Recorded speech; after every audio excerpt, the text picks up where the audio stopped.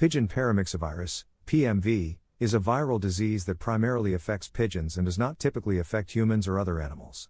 However, it is possible for a human handling a pigeon with PMV or the live vaccine to develop conjunctivitis if proper precautions are not taken, such as avoiding touching the eyes immediately after handling the infected bird.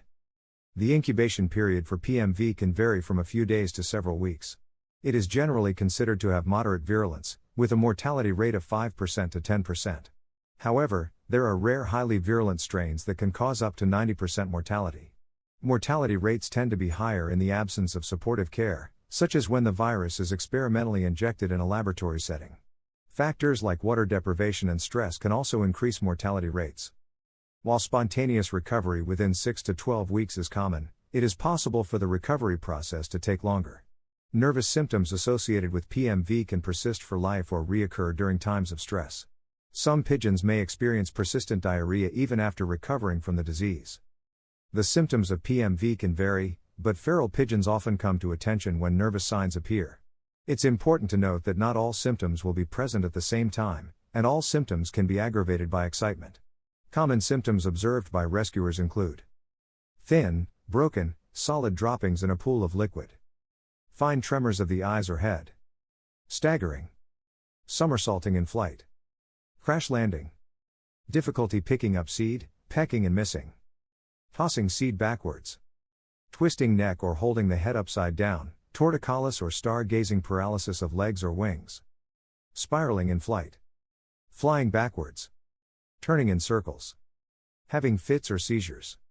During the recovery period, it is recommended to house pigeons with PMV in a quiet, warm, not hot, cage with soft flooring. Toweling can be used as flooring material to prevent feather damage during fits. Providing a brick for perching is also beneficial. When it comes to feeding and watering, placing seed in a deep dish allows the pigeons to pick it up even if they stab at it randomly. It's important to note that pigeons with PMV are at risk of drowning, so water should be provided in a deep narrow container to minimize accidental drowning. Monitoring the pigeon to ensure it is drinking is crucial. Hand feeding may be necessary, and if a gavage tube is not available, the food can be pushed to the back of the throat by opening the pigeon's mouth. Suitable foods for this method include pellets of egg food paste dipped in water, small soaked pieces of dog biscuit, and thawed frozen peas and sweet corn, not tinned. Daily weighing and poop counting are recommended to ensure the pigeon is receiving enough food. As a guideline, a healthy pigeon should pass between 20 and 30 raisin-sized poops per day. Nursing care for pigeons with PMV typically involves supportive measures.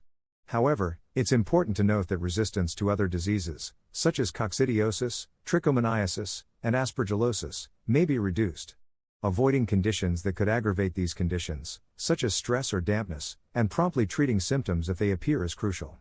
Providing vitamins to boost the immune system, using probiotics to support healthy gut bacteria, and giving electrolytes to replace those lost through polyuria can also be beneficial. It's essential to remember that the disease usually runs its course in about 6 weeks, after which the pigeon stops shedding the virus and becomes non-infectious to other pigeons. However, nervous symptoms and gastrointestinal issues may persist beyond this period. Paramyxovirus does not have a specific direct treatment available. However, supportive care can be provided to help affected birds recover and improve their chances of survival. If a bird is too sick to care for itself, it should be removed from the loft and provided with appropriate care. Here are some supportive treatments that can be beneficial for birds affected by paramyxovirus. Temperature regulation. Keep the affected bird in a warm environment, ideally between 25 to 30 degrees Celsius, to aid in recovery and maintain body temperature. Hand feeding and watering. Since sick birds may not have the energy or ability to eat and drink on their own, they should be hand-fed and watered to ensure proper nutrition and hydration. Consult a veterinarian or avian specialist for guidance on appropriate feeding methods and diets. Electrolyte supplementation. Administering electrolyte solutions can help replenish lost minerals and maintain the bird's electrolyte balance. These solutions are available commercially and can be added to the bird's drinking water as directed. Multivitamins. Providing multivitamin supplements can support the bird's immune system and overall health. These supplements should be specifically formulated for avian species and given according to the manufacturer's instructions or as advised by a veterinarian. Probiotics. Probiotics can help restore the natural balance of beneficial gut bacteria in sick birds. They promote healthy digestion and immune function. Use avian-specific probiotic products recommended by a veterinarian. Treating concurrent diseases. If the affected bird has other concurrent diseases such as wet canker or coccidia, it is important to address those conditions as well. Treating these additional infections can help alleviate the overall burden on the bird's immune system and improve its chances of recovery.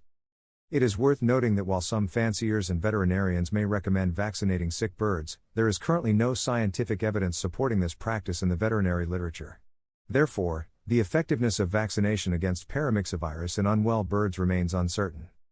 Consulting a veterinarian or avian specialist with experience in treating avian viral infections is highly recommended to determine the best course of action and treatment options for birds affected by Paramyxovirus.